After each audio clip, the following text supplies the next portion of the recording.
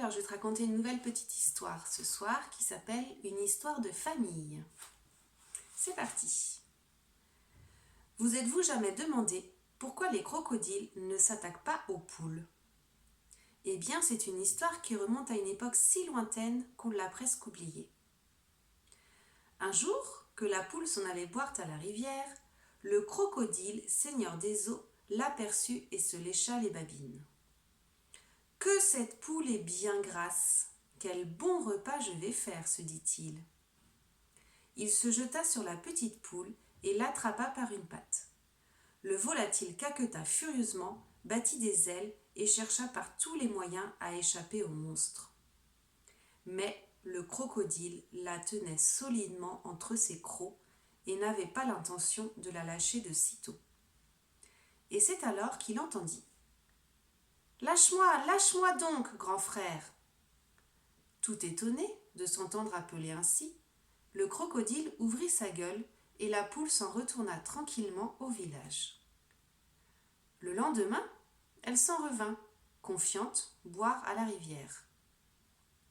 Le crocodile était toujours là, à l'affût, avec une faim qui lui dévorait le ventre.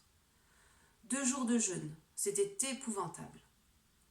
Alors, il se précipita sur la poule. À peine l'eut-il saisie par la queue qu'elle se remit à caqueter de plus belle. « Lâche-moi donc, grand frère !» Ça alors, tout ébahi, le crocodile la laissa s'enfuir pour la seconde fois. Ah, que c'était agaçant! Pourquoi donc cet oiseau de malheur l'appelait-il grand frère? Il fallait absolument résoudre cette énigme. Il s'en alla trouver le serpent à lunettes, son ami, et lui raconta l'affaire. Les yeux mi-clos, le reptile siffla. « La poule ne t'a pas menti. Grand bêta, ignores-tu que les poules naissent dans des œufs, tout comme vous les crocodiles ?» Le crocodile devint pensif. « Le serpent à lunettes a bien raison. Puisque la poule pond des œufs, elle est au moins ma cousine, si ce n'est ma sœur, marmonna-t-il. Et c'est depuis ce temps-là que les poules se promènent paisiblement le long des rivières sous le nez des crocodiles. Elles ne risquent rien. Une sœur, ça ne se mange pas, voyons. »